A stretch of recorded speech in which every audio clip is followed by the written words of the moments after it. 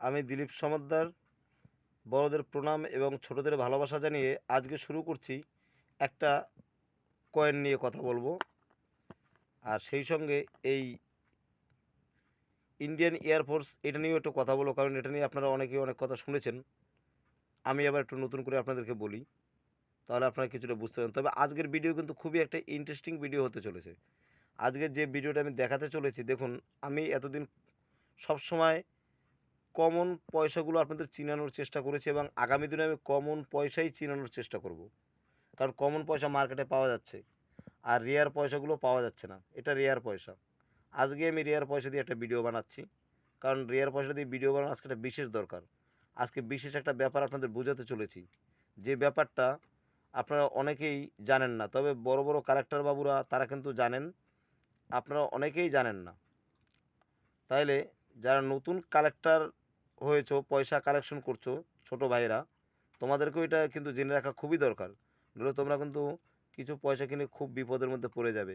সেই জন্য তোমাদেরকে আমি আজকে এই কয়েনগুলোর দাম কি, এবং আসলেই কি বইয়ের যে দাম, সেই দাম অনুপাতে তোমরা টাকা পাবে কি পাবে না।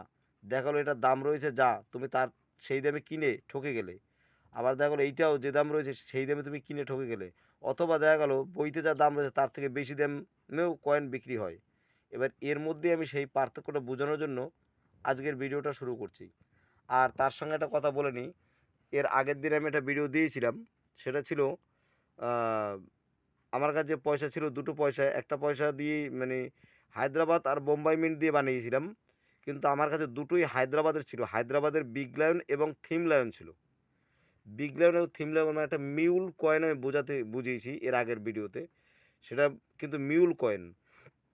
আসলে ব্যাপারটা হয়েছে, আমার হায়দ্রাবাদ মিন্টের যে কয়েনটা ছিল, হায়দ্রাবাদ মিন্টের কয়েনটাতেই আমার দুখানা লায়ন আছে। একটা হায়দ্রাবাদ মিন্টের কয়েনে বিগ লায়ন আছে, মানে ফ্যাট লায়ন। আর একটা হায়দ্রাবাদ মিন্টের কয়েনে রয়েছে থিম লায়ন। তাহলে আমি যখন ভিডিওটা বানাচ্ছিলাম তখন মনে করেছি আমি হায়দ্রাবাদ মিন্টেরই দুখানা কয়েন নিয়ে নিয়েছি। কিন্তু ভিডিওটা বানানোর পরে আপলোড চাপিয়ে দেওয়ার পরে আমি দেখতে পাচ্ছি যে আমি হায়দ্রাবাদ মিন্টের কয়েন দুখানা নিই নি, আমি একটা বোম্বে মিন্টের কয়েন নিয়ে ফেলেছিলাম। আসলে ওখানে ব্যাপারটা হচ্ছে, বোম্বে মিন্টের কয়েনটা যে যে ফ্যাট লায়নটা দেখেছো, ওই ফ্যাট লায়নটা হায়দ্রাবাদ মিন্টের কয়েনে বসলে পরেই ওটা মিউল কয়েন হয়ে যাবে। ব্যাপারটা ছিল ওই রকম। যাই হোক, ওটা তো একটা ভুল হয়ে গেছে, এখন ভিডিও ডিলিট করাও সম্ভব না।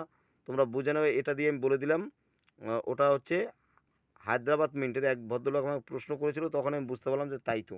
এখানটায় আমি খেয়াল করিনি একবারও। মিন্ট মার্ক সবসময় তো চোখে আসে না।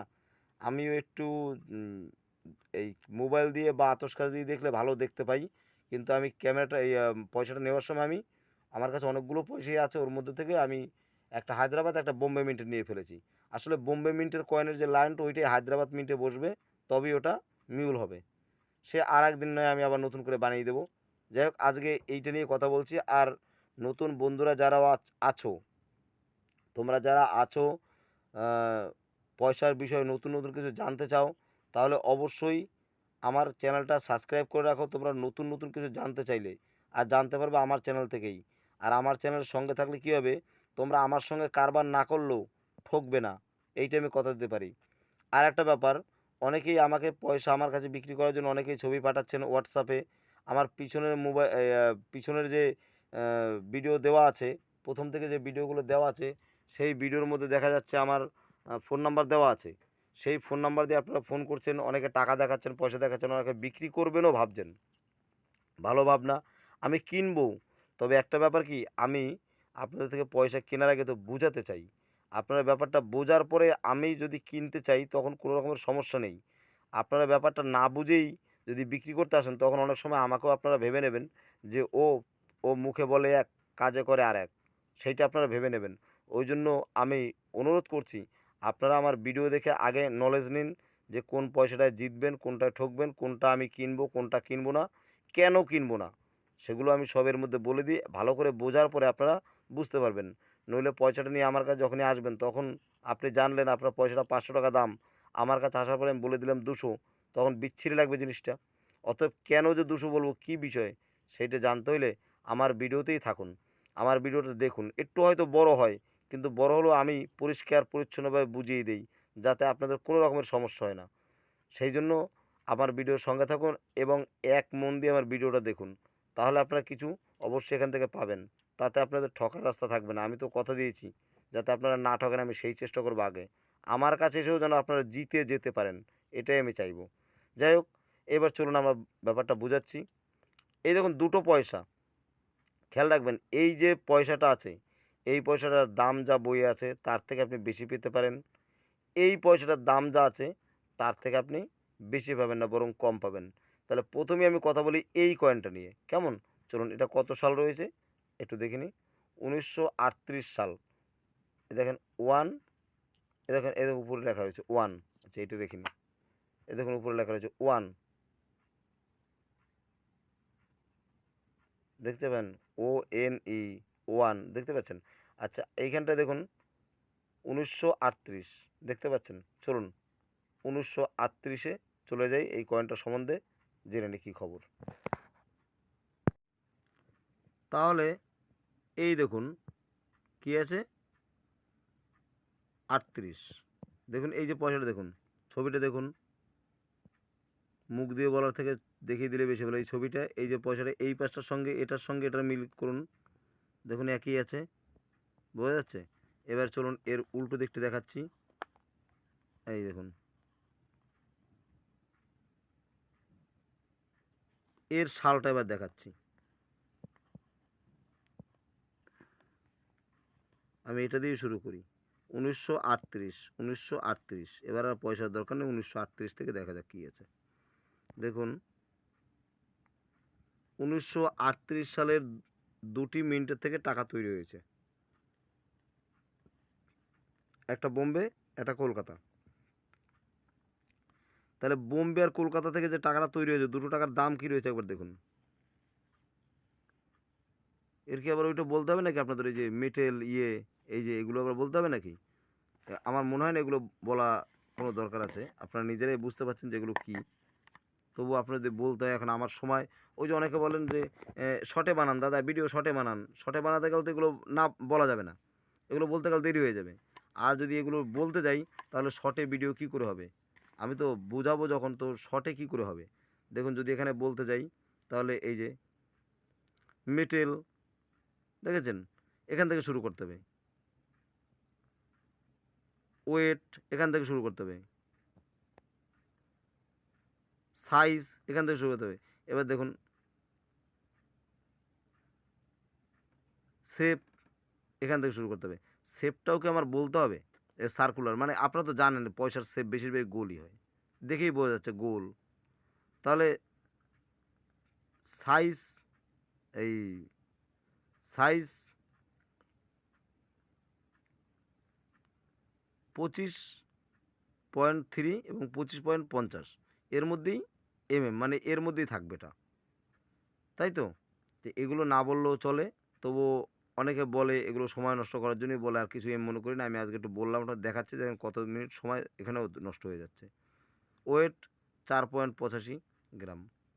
মেটেল ব্রোঞ্জ, এটা তামা দেওয়া আছে, হ্যাঁ? তামা কই, পয়সাটা গেল কই? এটা তামার পয়সা আর কি, এক কথায় বোঝা যাচ্ছে।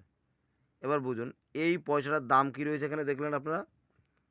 দেখুন এখানে দাম রয়েছে ফাইন কন্ডিশনে, মানে ১৯৩৮ সালের পয়সা, যেটা আমার হাতে আপনারা দেখলেন ১৯৩৮ সালের পয়সাটা। এই যে ১৯৩৮ সাল, ১৯৩৮ সালের পয়সাটা এখানে দেখতে পাচ্ছেন। ১৯৩৮ সালের পয়সাটা ভেরিফাইন, এই ফাইন কন্ডিশনে ৫০ টাকা, ভেরিফাইনে ৭৫ টাকা,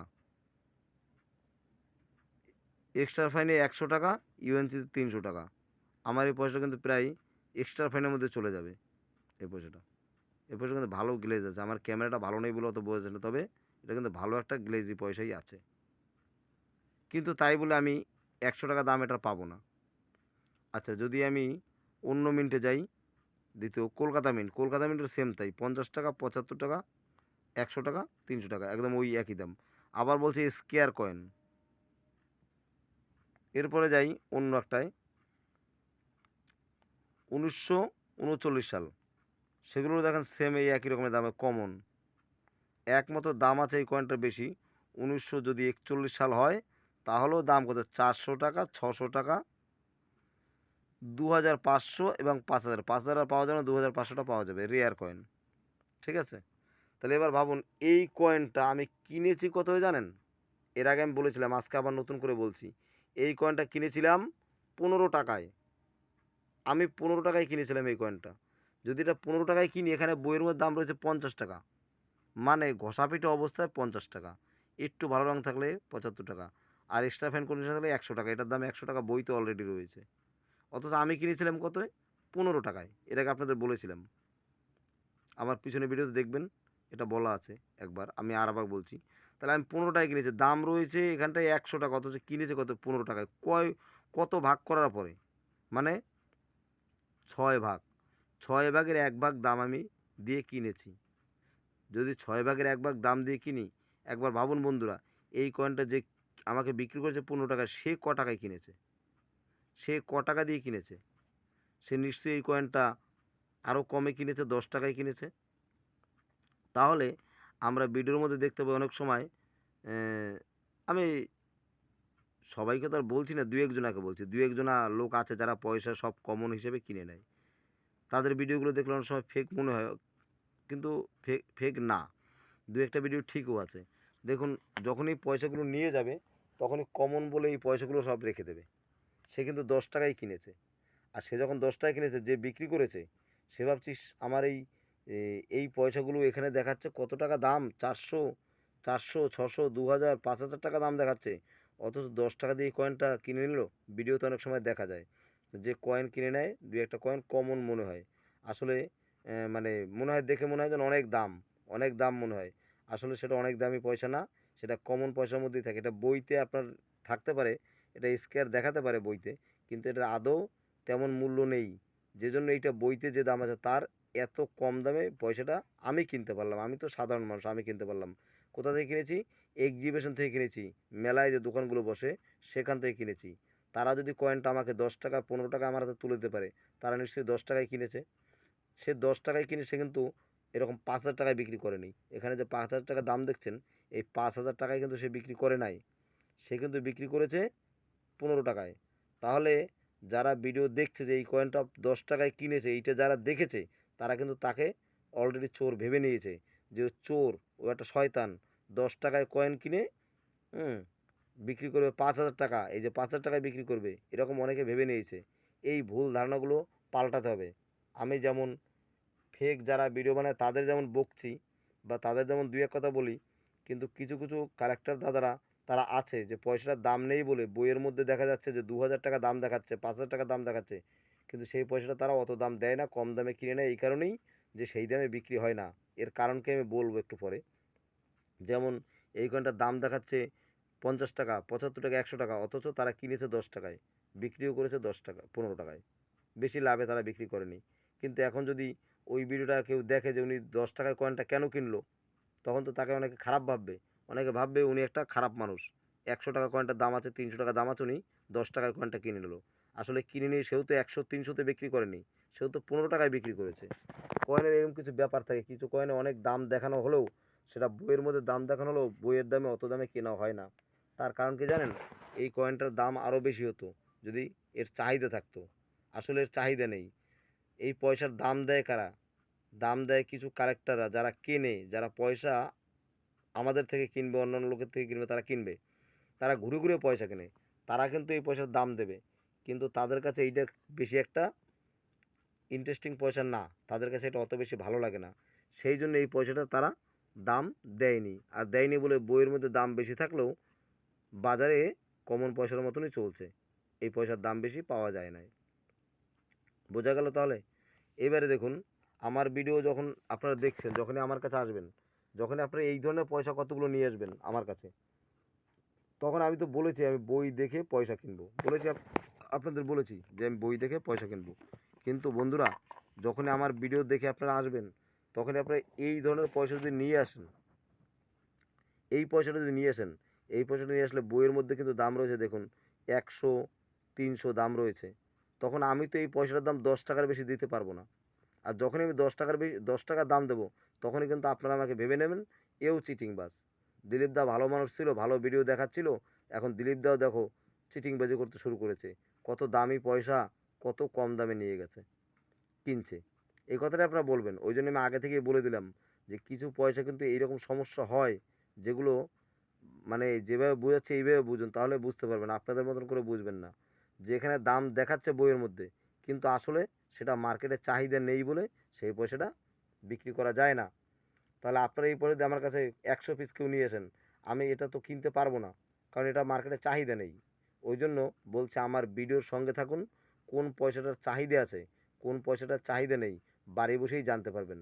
যেমন এই পয়সাটার সম্বন্ধে বলে দিলাম, এই পয়সাটা যে চাহিদা কম, আপনাদের যাদের বাড়িতে আছে এই পয়সা 10 পিস, সে যেন ভুল করে ওই 10 পিস পয়সা আপনি 1000 টাকায় বেচার মনস্তাব করে আমার কাছে আসবেন না।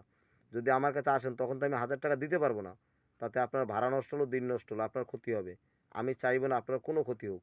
সেই জন্য আমি আগে থেকে এটা জানিয়ে দিলাম। এরকম অন্য পয়সার ব্যাপারেও আমি জানিয়ে দেবো যে পয়সাটার বইতে যা দাম আছে তার থেকে দাম কিন্তু কম, সেইটা আমি জানিয়ে দেবো। এবং যে পয়সাটা বইতে যা দাম আছে তার থেকে দাম বেশি, সে পয়সাটার কথাও আমি জানিয়ে দেবো। ওই জন্য আমার ভিডিওকে ফলো করুন। আমি যেটা অরিজিনাল সেইটাই আমি বানাচ্ছি, আমি কোনো ফেক ভিডিও বানাই না। তবে কিছু কিছু লোক আমার কাছে পয়সা বিক্রি করার জন্য কমেন্ট করছেন, সে কথা আমি বলতেছিলাম একটু আগে, সেটা বলছি। কমেন্ট করছেন, হোয়াটসঅ্যাপে পয়সা দেখাচ্ছেন। আমি প্রত্যেককেই অনুরোধ করব, আমার প্রতি যাদের যাদের বিশ্বাস আছে তাদের প্রত্যেকের পয়সায় আমি ন্যায্য দাম দিয়ে কিনে নেব। যে দামটা আপনারা পেতে পারেন সেই দাম দিয়ে কিনে নেব। তাতে আপনারা নিজেরাও বুঝবেন যে আপনারা ঠকেননি, আপনাদের আমি ঠকাইনি। আর আপনাদের ঠকাবো না বলেই আমি আপনাদের থেকে পয়সাগুলো কিনতে একটু সময় নিচ্ছি, কারণ আগে আমি আমার প্রসেসটা বুঝিয়ে নিতে চাই। মানে আমি কী ধরনের পয়সা কিনি, কীভাবে কিনি, আমার কেনার সিস্টেমটা আপনি বাড়ি বসেই জেনে যাবেন। কারণ আমার কাছে আসার পরে যখনই আমি একটা সিস্টেম বলবো তখন আপনার একটু কষ্ট হয়ে যাবে। হ্যাঁ, আপনি ভাববেন আমরা শুনলাম কি আর হলো কি, সেইটা যাতে না হয় সেই জন্য আগে আমার ভিডিও দেখে আমি কীভাবে পয়সা কিনি সেগুলো সব নলেজ বাড়িয়ে নিন। তাহলে আমার কাছে আসার আগেই আমি মুখ থেকে বলার আগে আপনি বুঝে যাবেন যে কী হবে, এবং আপনার পয়সা কত কী দাম বাড়ি বসেই আপনি বুঝতে পারবেন। ওই জন্য অনুরোধ, আমার কাছে যারা পয়সা বিক্রি করবেন ভাবছেন তারা আমার ভিডিও পুরোপুরি দেখবেন, কেটে কেটে দেখবেন না। চলুন এবার আমরা অন্য একটা পয়সা দেখাচ্ছি। এই পয়সাটার বিষয়ে আমি বলে নিই। এই পয়সাটা, এইটা যেমন বইয়ের মধ্যে দাম কি দেখলেন, বইতে যা দাম আছে তার থেকে এইটার দাম কম, অনেক কম, 10 গুণ কম। বইতে 100 টাকা আছে মানে 10 টাকা দাম দেওয়া মানে 10 গুণ কম, 10 ভাগ করলে তার 1 ভাগ পয়সার দাম পাচ্ছেন, 10 টাকা, তাই না?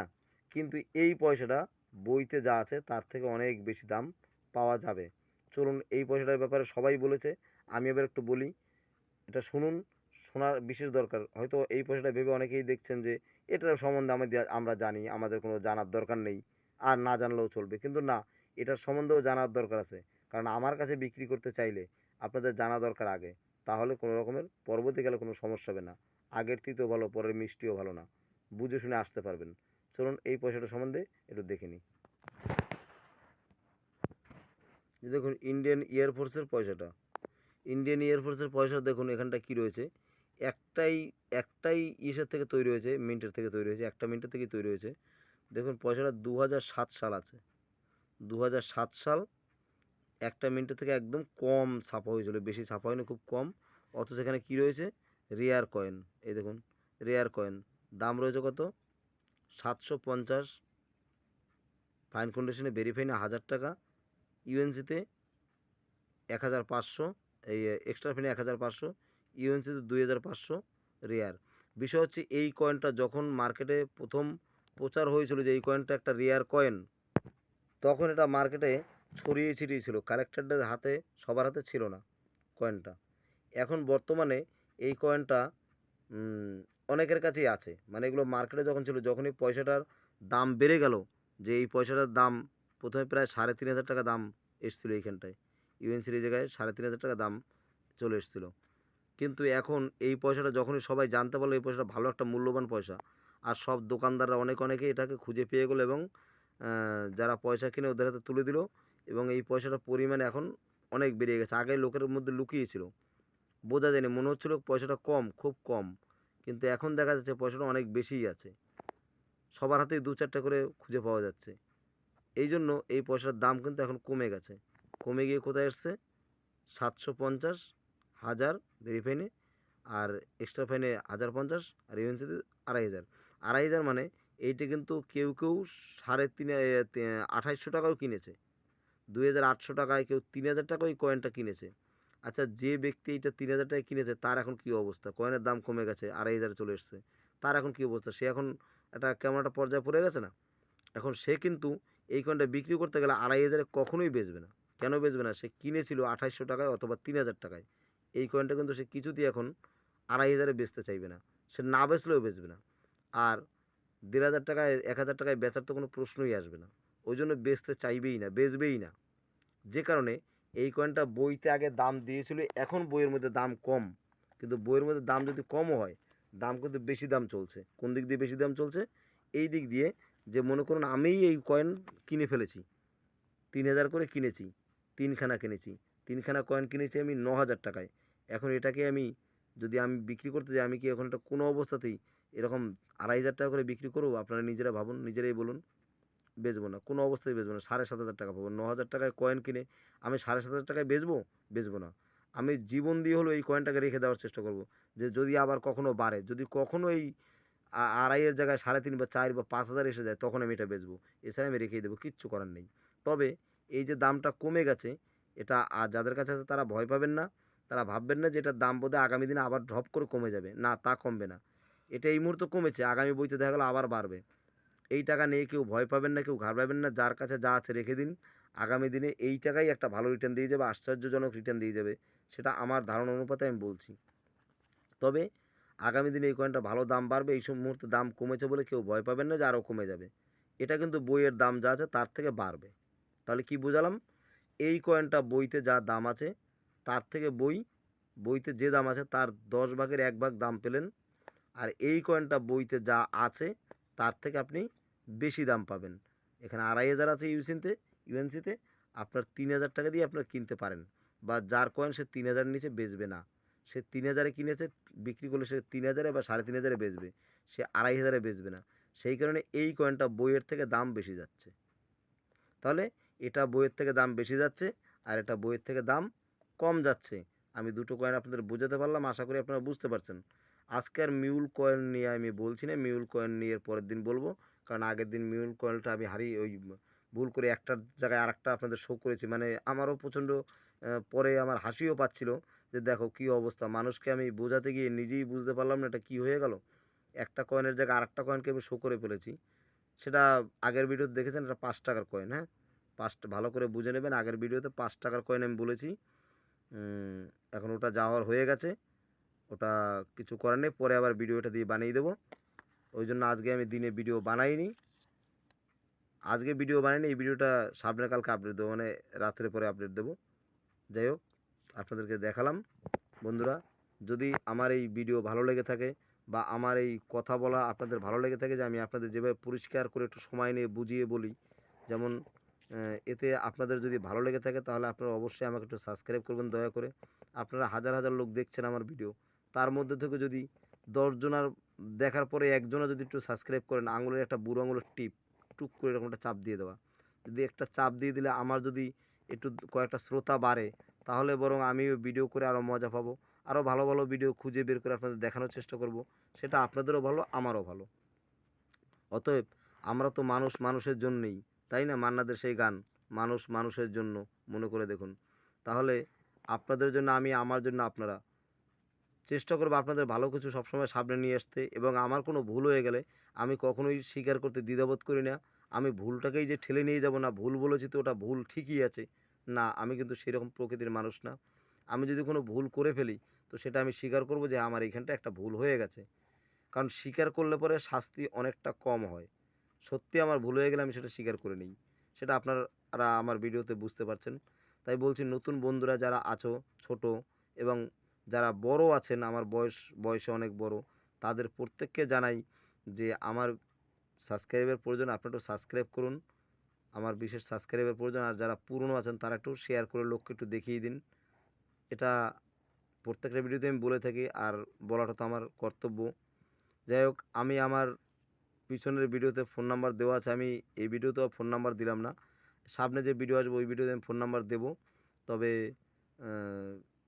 পিছনের ভিডিওর যে ফোন নাম্বারগুলো দিয়েছি তাতে আপনারা অনেকেই আমাকে কমেন্ট করেছেন, যারা ভিডিও দেখছেন তারা বুঝতে পারছেন যে ফোন নাম্বারে যারা কমেন্ট করেছেন, হোয়াটসঅ্যাপে মেসেজ করেছেন, তাদের আমি উত্তর সবাইকে দিয়ে দেই, টুকিটাকি করে উত্তর দিয়ে দিই। আজকেও আমি অনেকের সঙ্গে কথা বলেছি, উত্তর দিয়েছি। একজনের সঙ্গে তো প্রায় একটা কাস্টমারের সঙ্গে প্রায় 15 মিনিট আমার কথা বলতে হলো।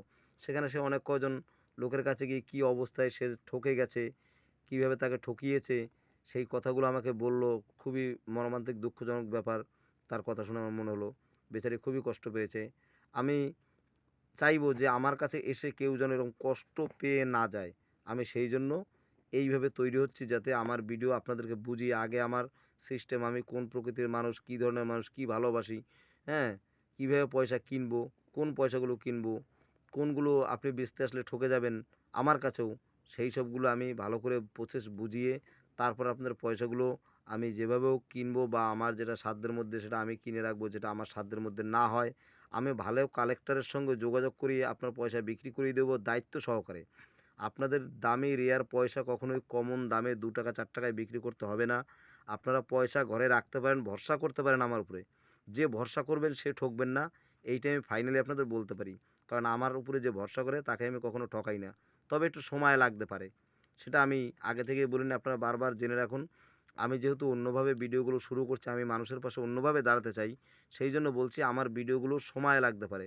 আপনারা যেন সেজন্য কেউ মনে কিচ্ছু করবেন না। দয়া করে একটু দেখতে থাকুন। আপনাদের আপনারা কিছুদিন দেখলে কিছুদিন বাদেই বুঝতে পারবেন যে আমি কি করতে চাইছি, মানুষকে কীভাবে আমি সহযোগিতা করতে চাইছি, সেটা আপনারা নিজেরাই অনুভব করতে পারবেন, বুঝতে পারবেন। আমার সঙ্গে থাকুন, ভালো থাকুন সবাই। আজ ভিডিও এই পর্যন্তই। আসছি আগামী সুন্দর একটা ভিডিও নিয়ে। ততক্ষণ সবাই ভালো থাকবেন, সুস্থ থাকবেন। নমস্কার।